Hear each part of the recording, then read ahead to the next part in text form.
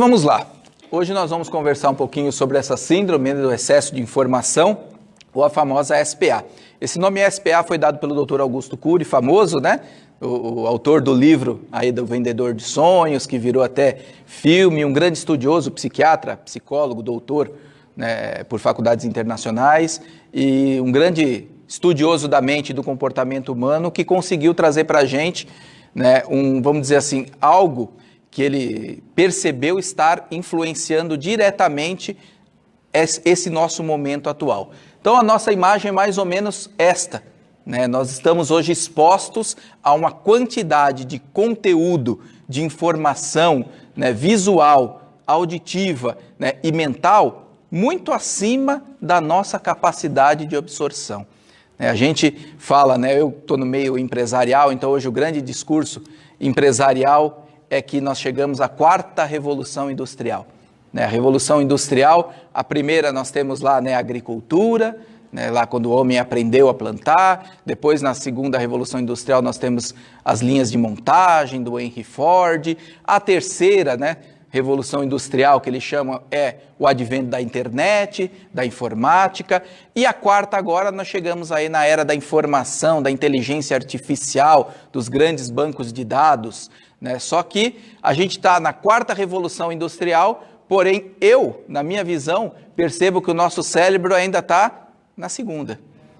Nós estamos na revolução 4.0 com o cérebro 2.0. Ou seja, né, a gente não está conseguindo absorver a velocidade com que as coisas estão acontecendo. Isso gera uma série de problemas para nós, né? Mas um que não é problema, mas que todos nós nos queixamos, né, e percebemos diariamente, para que isso fique claro, é a questão do tempo.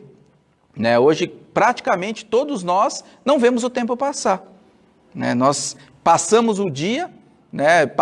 Hoje estamos em maio, mês 5, e parece que foi ontem o ano novo. Parece que eu estava fazendo a palestra de ano novo aqui, né, faz muito pouco tempo. Na verdade, o tempo acelerou, né, como defendem alguns teóricos da mudança do estado do planeta. Eu não concordo. Eu acho que o tempo não acelerou, o tempo continua o mesmo, a Terra continua girando em torno do Sol na mesma velocidade que ela sempre girou.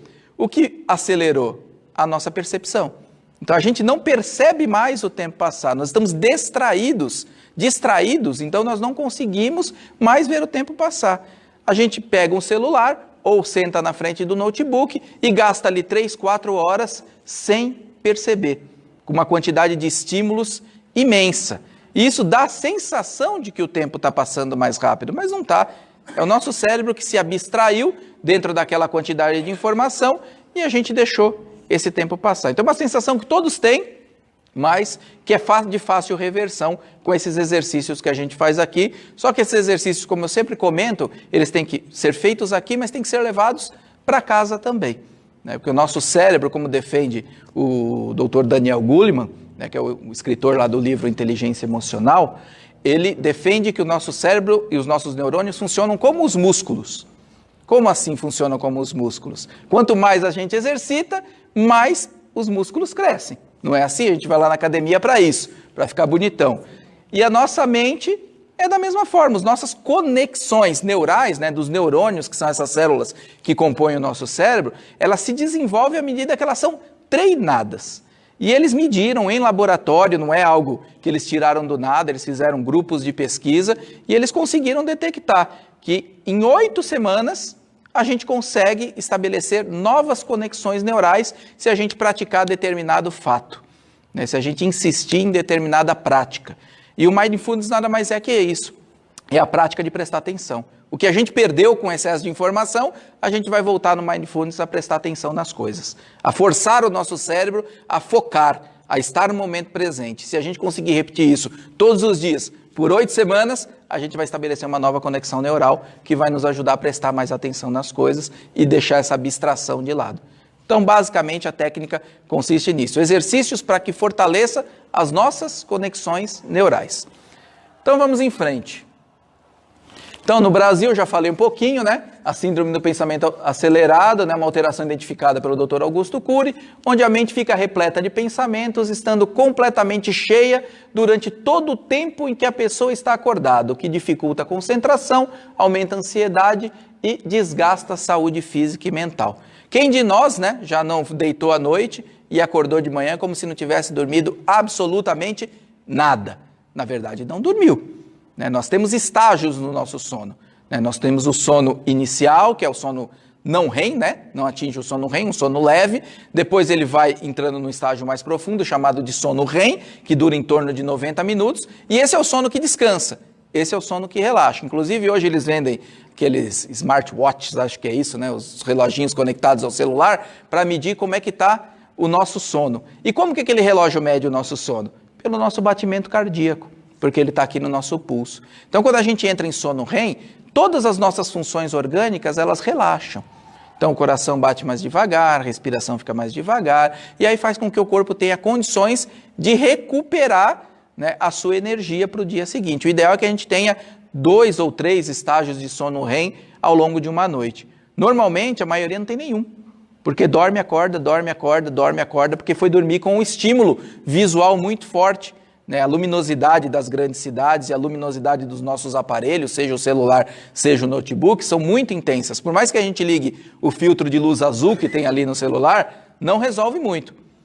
Ele faz um estímulo que bloqueia com que o nosso cérebro fabrique um outro neurotransmissor, que é a melatonina, que é a responsável pelo nosso relaxamento e adormecimento. Então, se a gente vai deitar sem melatonina, a gente já vai ter dificuldade para iniciar o sono e esse sono não vai ser reparador. Não vamos entrar em sono REM. Então, é importante a gente vigiar essa parte também para que a gente possa recuperar saúde física e mental. E quais os sintomas físicos aí da síndrome do pensamento acelerado? Então, nós temos aí dores de cabeça constantes, nós temos dores musculares, nós temos dificuldades de concentração, problemas estomacais, problemas intestinais sem causa externa, é aquela pessoa que tem a síndrome do intestino irritável. O que é essa síndrome do intestino irritável? Eu não comi nada de tão diferente, não, mas eu fico oscilando entre o intestino preso e o intestino solto. Então, eu não tenho um intestino regulado. Eu fico, às vezes, dias sem ir no banheiro, ou em outros dias eu estou com diarreia. Então, essa é a síndrome do intestino irritável. Isso é provocado pela síndrome do pensamento acelerado, porque hoje alguns cientistas defendem que o nosso intestino ele é quase que um segundo cérebro, de tamanha concentração de terminações nervosas que ele tem dentro dele. E é o responsável por assimilação dos nutrientes dos alimentos. Ele não tem somente uma função excretora, ele tem uma função de absorção também desses nutrientes. E se ele não está absorvendo, também nós vamos ter baixas de vitaminas e vamos comprometer toda a nossa parte orgânica também. Problemas com o sono, que a gente já comentou, não vamos conseguir dormir. Se dormir vai ser um sono não reparador, um sono leve, e eu estou o tempo inteiro cansado. Estou o tempo inteiro cansado. Por quê? Porque meu cérebro está o tempo inteiro estimulado. Não consegui dar um refresquinho, como a gente fala, para a nossa mente. E a gente tem também problemas psicológicos derivados dessa síndrome. Então, nós temos ansiedade crônica, porque quando nós começamos a usar demais os aparelhos, seja o celular, seja o computador, não sei se vocês já perceberam, a gente não consegue ficar sem. A gente coloca ele do lado, mas logo dá aquela vontadezinha de pegar ele de novo. Por que será que acontece isso? Alguns defendem na teoria da conspiração, que tem mecanismos ali que faz a gente ficar viciado nas postagens. Não é verdade, tá, gente? Na verdade, o cérebro acostuma com o estímulo. Então, eu tenho vontade, é como uma droga. Quanto mais eu uso, mais ele sente vontade daquele estímulo visual. O cérebro é programado para absorver informações. Ele foi feito para isso. Então, eu fico com vontade e acabo utilizando ele além da conta. Então, acabo tendo aí uma ansiedade crônica, até porque eu fico exposto a um conteúdo não muito bom, normalmente, extremamente negativo na sua maior parte, dependendo do que a gente selecione para ver, e isso me gera insegurança, me gera medo, me gera frustração, me gera sentimento de baixa estima, várias situações aí que levam a problemas de ansiedade. Intolerância a problemas simples, Então, se a gente está hoje vivenciando isso, ninguém pode falar nada com a gente que a gente já explode, Estou nervoso por tudo, vem um probleminha, ai meu Deus, o que eu vou fazer com isso? E agora? Sabe aquele pessoa que faz a famosa tempestade em copo d'água? Que falava antigamente, minha avó que falava, não faça tempestade em copo d'água. Na verdade, isso é parte dessa síndrome, a gente não tem mais espaço, então nossa mente está tão sobrecarregada que a gente passa a ficar intolerante, a gente não consegue absorver mais nada. Perda de memória, então é o famoso onde é que eu deixei isso, onde é que eu deixei a chave, onde é que eu deixei o tal papel, eu guardei não sei aonde, justamente porque o cérebro está constantemente estimulado, ele não tem condições de reter às vezes uma memória que a gente precise. Então a gente tenta lembrar de uma coisa e acaba não lembrando. De pessoas, acontece muito isso, a gente conhece uma pessoa, a pessoa nos fala o nome, só que a gente não prestou atenção. A gente está avaliando a pessoa de todas as formas, não prestou atenção nem na pessoa, nem no nome. Depois a gente não sabe nem o nome da pessoa e quando encontra a pessoa não sabe de onde conhece. Normalmente assim, e aí é uma saia justa danada, que você fala, quanto tempo, e tentando descobrir de onde que você conhece aquela pessoa. Isolamento social. Quanto mais conectados nós estamos, menos na rua nós estamos e com menos amigos nós estamos. Tenho 10 mil amigos no Facebook e nenhum para conviver. E quantos não estão assim? Principalmente os mais jovens. Principalmente os mais jovens.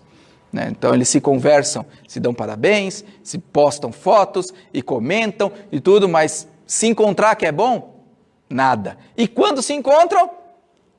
Aparelhinho na mão, Vindo na mesa de bar, vamos tomar uma cerveja hoje, pra gente confraternizar. Senta todo mundo no bar, todo mundo pega o celular, a cerveja até esquenta, ninguém conversa mais. Vai para casa de um amigo jantar, fica todo mundo... Primeira coisa que o cara fala, tem Wi-Fi? Qual que é a senha? É horrível, gente. É um isolamento social completo, porque você fica refém desse tipo de estímulo. Baixa estima, que a gente já comentou, porque quando a gente fala em rede social, a gente fala de uma palavra-chave que gera baixa estima. Comparação. É só o que tem na rede social. Todo mundo postando, dizendo que um é mais feliz que o outro. Todo mundo falando que fez a melhor viagem, que tem o melhor jantar, que tem a melhor esposa, a melhor namorada, o melhor namorado. Todo mundo nossa, é incrível a quantidade de felicidade que tem ali. E aí a gente olha e a gente acaba olhando aquilo e pensando, puxa, só eu que não tenho, Só eu que não estou saindo para jantar, só eu que não estou viajando, só eu que não tenho namorada, marido, a minha esposa é chata, meu marido é chato, E fico me comparando. Isso gera baixa estima, porque eu acho que só eu no mundo estou sofrendo.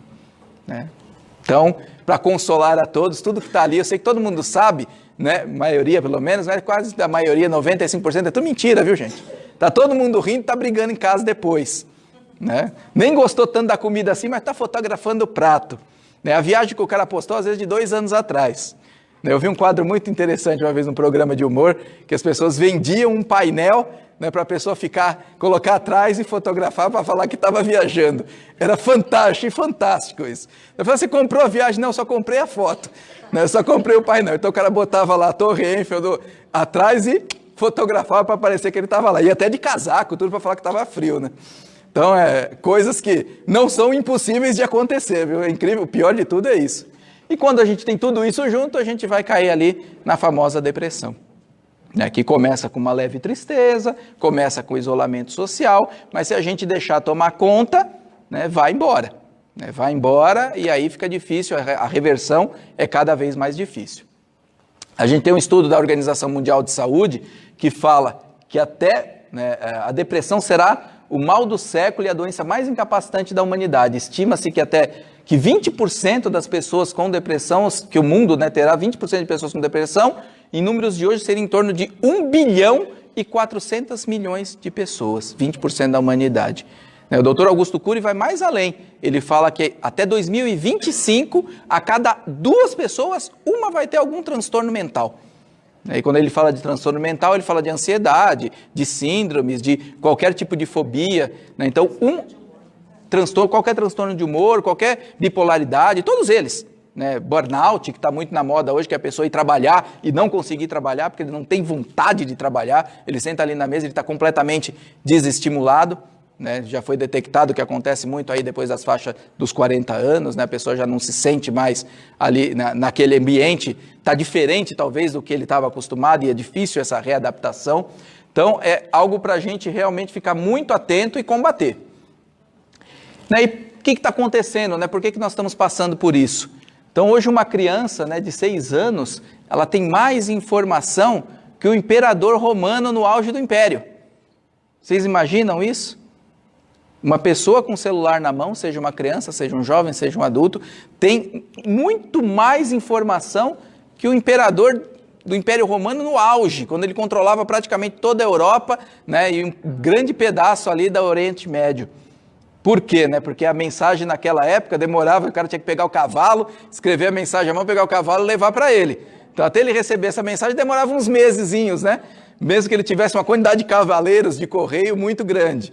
Né? Hoje, a gente abre o celular, acontece lá, como a gente viu recentemente, o incêndio em Notre Dame, a gente ficou sabendo 1 minuto depois que começou a pegar fogo. Né? Quando que a gente ia ter esse nível de informação? Qualquer coisa, né? Qualquer coisa a gente tem esse estímulo colocado para a gente, assim, quase que automaticamente ao evento. Né? Então, não tem mente que suporte tamanha carga de informação. E aí o nosso cérebro, né, que ele não é em nada diferente dessa maquininha aqui, né, do notebook, do computador. Ele também é um aparelho programado para reter informação. Né? Ali a gente retém toda a informação, assim como a gente fez o computador, muito semelhante ao nosso cérebro. Só tem um problema. Nesse daqui, a gente escolhe o que ele irá guardar e quando ele está cheio, a gente consegue deletar. Né? A gente vai lá, dá um del lá, nem sei se é isso mais, mas na época a gente dava del no programa lá e deletava o que a gente não queria mais, deletava o arquivo. Né? E o outro não, né? O outro ele armazena todo o conteúdo que recebemos sem filtro, então a gente não consegue escolher o que está entrando, bateu no olho, está entrando, observou, está entrando, por mais que eu falar isso não me influencia, grande engano, porque influencia sim. Aliás, um grande detalhe, o cérebro, ele não sabe a diferença entre o que é verdade e o que é ou imaginação ou, né, uma ficção. Vocês querem fazer um exercíciozinho rapidinho? Pra vocês verem como isso funciona? Fechem os olhos um pouquinho. Bote a mãozinha assim, em conchinha, como se vocês fossem pegar alguma coisa e fechem os olhos. Agora vocês vão imaginar nessa conchinha na mão de vocês um limão bem verdinho. Bem verdinho, bem aquele mais bonito que vocês viram na feira, no supermercado. Esse limão ele está cortado. Ele está ali suculento, né, com os gominhos bem verdes. E aí vocês vão pegar agora mentalmente esse limão, né, com uma mão só, vão levar ele até a boca e vão dar uma grande mordida. Dê uma mordida deliciosa nesse limão. Mas saboreiem. Saboreiem, que gostoso, que delícia, como tá azedinho, que gostoso. Pronto, agora sintam a língua de vocês, que delícia o gosto do limão. Pode abrir o olho. Quem sentiu a boca azeda? Quem conseguiu sentir aí a boca azeda? Não conseguiram? Muita saliva, né? Percebeu que ele, pelo menos o nosso cérebro já reagiu a algo que aconteceria se a gente chupasse um limão de verdade. Né? Então a boca fica salivando, já fica preparando para aquele azedo que iria chegar. Por quê? Porque o nosso cérebro tem a informação de que o limão é azedo. Então eu estou chupando um limão que não é de verdade e o nosso cérebro já está provocando salivação, porque quem provoca a salivação é o cérebro. Da mesma forma é quando eu assisto um filme, quando eu assisto uma novela, quando eu vejo uma notícia. Por mais que aquilo não seja verdade, ou que eu acredite que aquilo não me impacta diretamente, todo o meu mecanismo de proteção cerebral vai estar reagindo àquilo. Eu já vou estar com adrenalina maior, já vou estar com cortisol maior, porque eu estou ali preocupado com aquele incidente. Então eu estou vendo sobre um assalto, eu já vou me precaver mentalmente, o meu cérebro vai se precaver para quando eu sair na rua eu ficar mais atento. Então eu vou estar se eu estou o tempo inteiro com esse conteúdo negativo sendo armazenado, fica complicado da gente conseguir com que a nossa mente relaxe, né? Porque ela vai reagir ao estímulo verdadeiro ou não verdadeiro. E a gente tem aí, da mesma forma que tem nos computadores essa pecinha aí, que é uma memória RAM, né, nós temos a nossa memória RAM dentro do nosso cérebro também, né, que é o registro automático de memória. Não sei se aqui vocês já viram, eu passei na semana passada, não vou passar hoje de novo, que é o pedacinho do Divertidamente, aquele desenho maravilhoso, né, que explica muito bem. Então, cada vez, desde o nosso nascimento, né, que a gente é exposto a uma emoção, a uma memória, né, isso fica, lá no desenho aparece uma bolinha que vai para um arquivo. Né? Na verdade, isso acontece mesmo, vai para o nosso arquivo mental, fica ali guardado. E quanto mais intensa a emoção, né, quanto mais intensa a emoção, mais esse registro é forte, mais ele fica guardado. Então, se a gente tentar lembrar da nossa infância, né, o que nós vamos lembrar dos períodos ali do 1 até o 4 anos de idade? Nós vamos lembrar só dos momentos de muita emoção.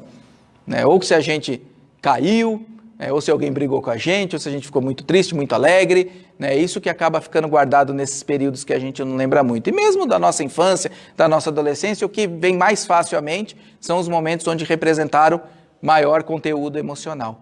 Porque o cérebro acredita que aquilo é mais importante, como reagiu com maior emoção, com maior intensidade, eu preciso guardar com maior tempo, né? Isso dentro da nossa mente. Então, quando a gente quer se livrar, por exemplo, de uma situação, de um pensamento desagradável, de uma situação desagradável, é muito complicado, né? Porque a gente toma café, almoça, janta e vai dormir em companhia do registro automático. Né? Então, se a gente pensar em alguma coisa que foi muito desagradável durante o dia, quando a gente deita a cabecinha no travesseiro, o que acontece? Fica pensando, né? Como é que a gente vai resolver aquilo no dia seguinte? Né? Ou se a gente está chateado com alguma situação, a mesma coisa. E acorda de manhã, já acaba de despertar, o pensamento já vem. Porque está automaticamente sendo retroalimentado dentro aí da nossa memória RAM. Ela acha que tem que já no despertar, jogar isso para fora. Essa experiência aqui é muito interessante. Eu vou passar um pedacinho para vocês. Não se preocupem em ler a legenda que está em espanhol ou em traduzir que está em inglês, porque o legal é a essência desse experimento.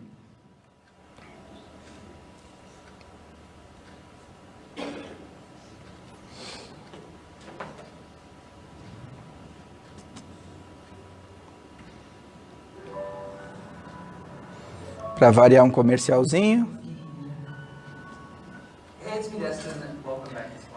Então, o que ele fez? Né? Ele está falando para a gente aí que todo mundo sabe andar de bicicleta, né? Todo mundo consegue andar de bicicleta. A maioria aprendeu a andar de bicicleta aqui. Não sabe, mas não treinou, né? Por isso que não aprendeu. Não tentou. Já ficou com a emoção registrada forte, né? Então, na verdade, a maioria aprende a andar de bicicleta, antigamente, pelo menos, né? Hoje em dia as crianças andam menos de bicicleta, mas a maioria aprendeu. Mesmo que a gente fique um tempão, né? Um tempão sem andar de bicicleta, quando a gente sobe na bicicleta, a gente anda com uma certa facilidade. Tem uma adaptaçãozinha, mas logo a gente deslancha e começa a andar de novo. A mesma coisa que andar de moto. A experiência que ele fez foi inverter o guidão, né? Inverter o guidão. Ele vai botar ali, vocês vão ver, uma engrenagem que quando a gente vira para a esquerda, a gente está virando para a direita. E quando a gente vira para a direita, o guidão está virando a roda para a esquerda. Vamos ver o que acontece? Será que a gente consegue andar? Ali é a criança andando normal, né?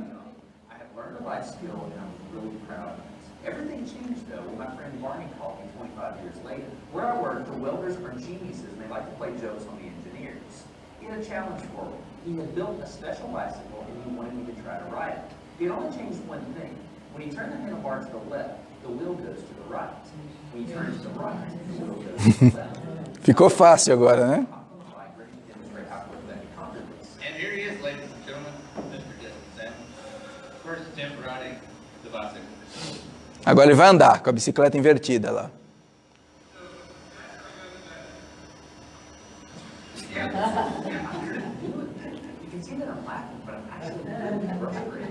In this moment, I had a really deep revelation.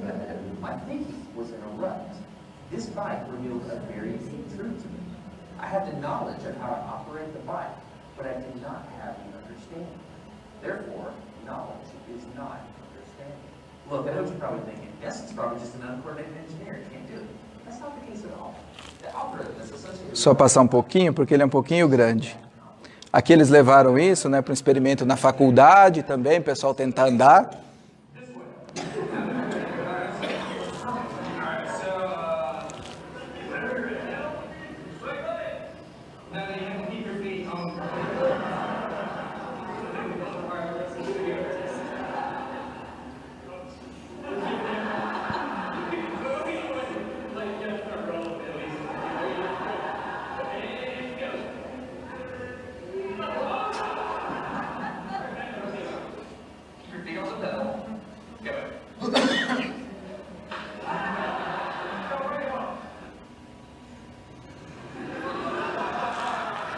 Ou seja, ninguém conseguiu. I stayed out here in this driveway and I practiced it for 5 minutes. E aí ele treinou, até que começou a devagarinho funcionar. Demorou só 8 meses para ele aprender a andar. Ride the bike, and the next day I could. It was like I could feel some kind of pathway in my brain that was now unlocked. It was really weird though. It's like Aí funcionou. there was a neural in my brain, but if I wasn't paying close enough attention to it, my brain would easily lose that neural path and jump back onto the old road. It was more familiar. Any small distraction is all. Viu, Luísa? Não é tão difícil.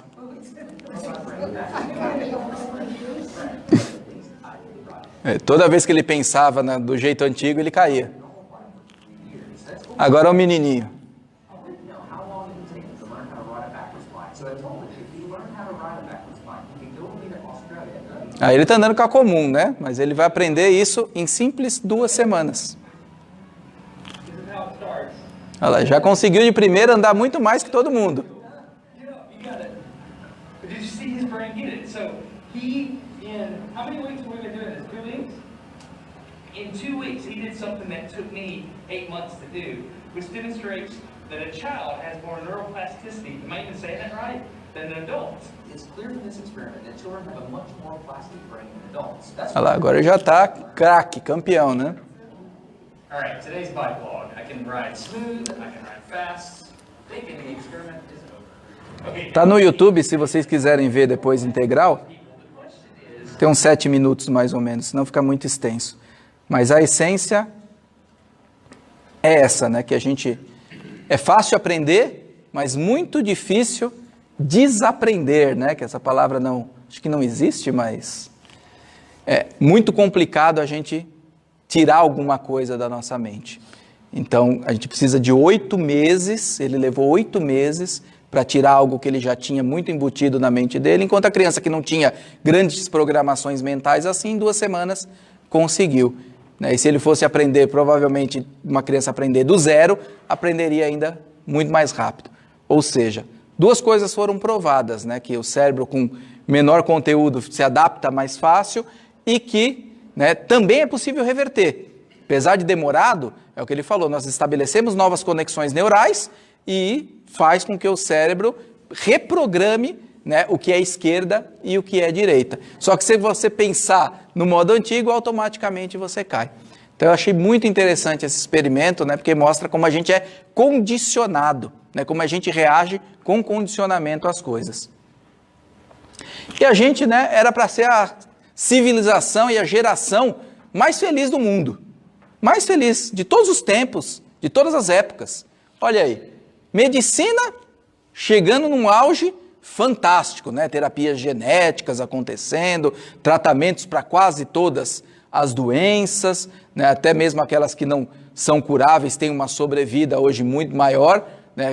Quanto antigamente, né? Até pouco tempo atrás, até antes da penicilina, né? 1940 aproximadamente, pegou uma pneumonia, já era, né? Cortou o dedão do pé num prego, tétano, já era, né? Então, o pessoal fala que antigamente era melhor, não era não, viu gente? É pura ilusão. Então temos medicina avançada, temos acesso à informação, porque é muito importante, você vê, o pessoal está assistindo em casa uma palestra, né? Apesar de poderiam estar todos aqui, porque é muito melhor a vibração para vocês sentirem, mas, né, conseguem, aqueles que não podem vir, conseguem assistir real time, né, uma palestra em qualquer lugar do mundo. Né? E depois a gente consegue arquivar lá no YouTube também todo o acervo, então...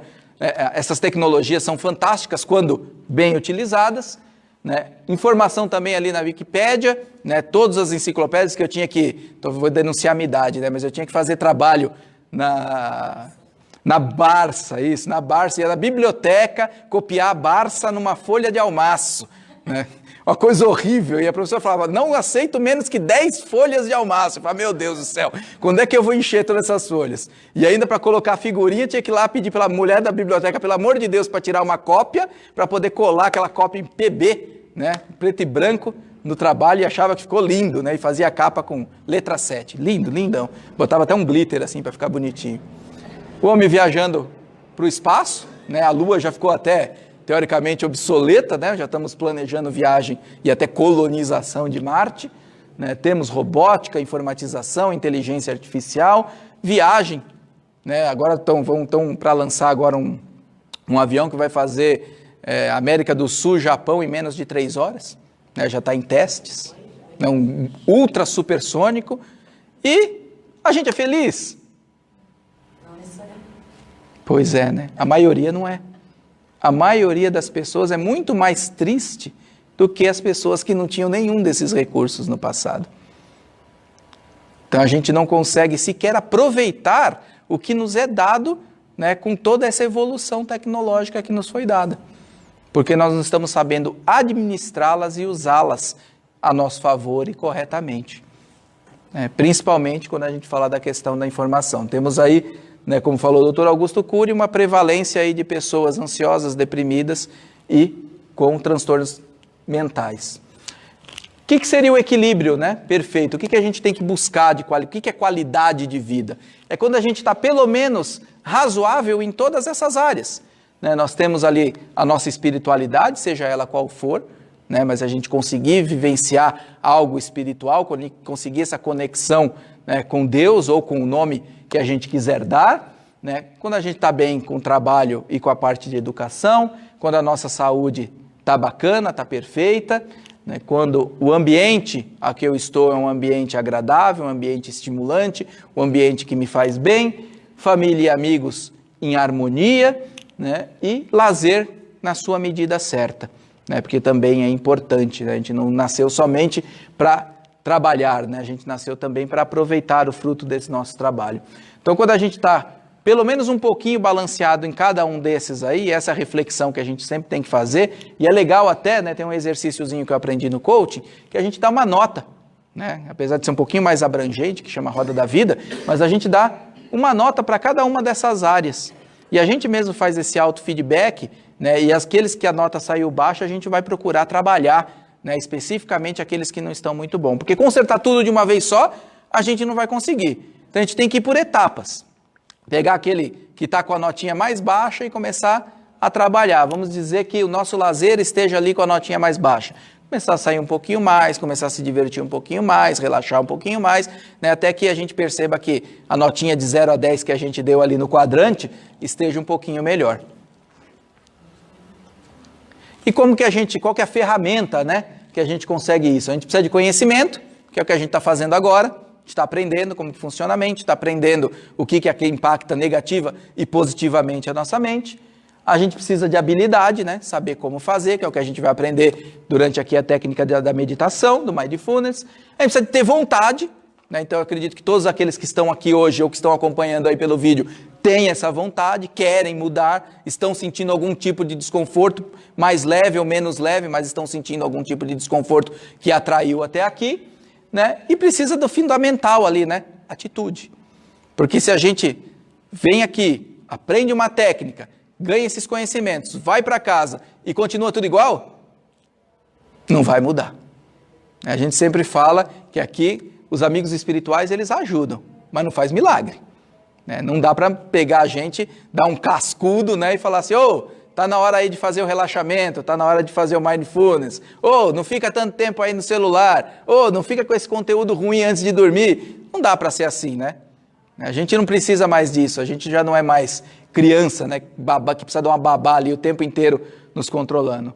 Né? Então, o plano espiritual, o que ele faz? Ele faz com que a gente, né, se reequilibre, tira assim, essa energia pesada, nos manda para a nossa casa calminho, calminho, tranquilinho, tranquilinho aqui depois da meditação. Vamos nos limpar inteirinho, organizar nossas energias, deixar nosso corpo espiritual brilhando.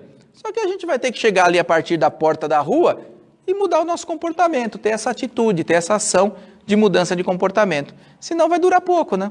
Senão, assim, não é que não dura, mas dura uns 2, 3 dias. Depois a gente fala, preciso voltar lá de novo. E a ideia não é essa. A ideia é que a gente consiga capacitar todos para que quando não estiverem muito bem, consigam, sejam aqui na casa espírita, sejam na sua casa, conseguirem por conta própria esse reequilíbrio. Essa é a proposta. Doutrina espírita é independência, né? Provoca independência, não pode provocar dependência. Eu não posso ficar dependente da casa espírita, eu tenho que vir na casa espírita por prazer. Né? Ou depois, no futuro próximo, até para que eu ajude aos outros a descobrir esse caminho que eu também descobri. Né? Essa é a fundamental parte aí da doutrina. E aí, só para a gente encerrar, né? Como, né? Foco no presente, a gente vai aprender, né, na técnica. Cuidado com os conteúdos consumidos, a gente já falou, cuidado com o que eu assisto, cuidado com a quantidade de internet, cuidado com a quantidade de YouTube e de celular e de redes sociais. Dar-se o direito ao lazer, né, contato com a natureza, família, amigos, não se isolar. Né, um raio de sol, como falou na música lá do Jota Quest, né, desfaz muitas sombras. As pessoas hoje têm até deficiência de vitamina D, né, acaba tomando vitamina D artificial porque não vai mais sair no sol. Né, fica todo mundo com medo de câncer de pele e não sai mais no sol, mas o sol da manhã e o sol da tarde não faz mal não, gente. Pode tomar um solzinho de vez em quando, pode ir num parque, pode arejar a mente. Reservar períodos para desconectar-se, né, desligar aí os aparelhos, né, dar um off aí como era antigamente, né, que a gente saía para a rua e ninguém sabia onde a gente estava, era tão gostoso. Né, ajustar o relógio biológico, dormir um pouquinho mais cedo, acordar um pouquinho mais cedo, não é dormir às 2 da manhã e acordar meio-dia. Né, ou dormir às 2 da manhã e acordar às 6 porque tem que trabalhar. Né? Aí o relógio biológico não vai funcionar legal. Eu vou ter sono em horários impróprios e não vou ter sono na hora que eu tenho que ter sono. Conectar-se com a sua espiritualidade, cuidar da saúde física é importante, né? Mente sã in corpore sano, ou diz em latim, né? A mente sã depende de um corpo são, né? Também corpo são, mente são, então uma coisa influencia na outra. Se eu estou com alguma dor, se eu estou com um excesso de peso, se eu estou com problemas digestivos, se eu comi demais, comi de menos, não fiz exercício, sou sedentário, tudo isso vai impactar no nosso estado de ânimo também. A gente precisa cuidar da saúde, né? E planejar adequadamente aí para os imprevistos. Como que a gente se planeja, né? Por exemplo, do ponto de vista que é a minha área, né, que é financeira, né, do ponto de vista financeiro é a gente reduzindo a compulsão pelo consumo, né, que é outra coisa. Infelizmente, os problemas financeiros são os grandes responsáveis por grande parte dos transtornos ansiosos também. A gente gasta mais do que pode tentando satisfazer algo que a gente precisa internamente e depois, né, a gente fica com a ansiedade de como que a gente vai pagar aquilo, até porque a gente nem precisava tanto daquilo, né, daquela forma. Outro dia eu vi um filminho muito legal, né, que a pessoa chega e fala assim para a família, né? Nossa, né? Comprei, olha que maravilha, comprei esse relógio aqui e ele funciona até 200 metros de mergulho embaixo d'água. Aí tá o senhorzinho sentadinho na cadeira que é o vô dele e fala, mas filho, você não sabe nem nadar? É mais ou menos isso, né? Às vezes a gente compra um negócio que, puxa, né? Olha, funciona embaixo d'água, mas eu nunca vou embaixo d'água. Né, eu precisava realmente daquilo, então essas reflexões que a gente tem que fazer e acaba se planejando adequadamente. Legal? Vamos à nossa técnica? Então vamos lá.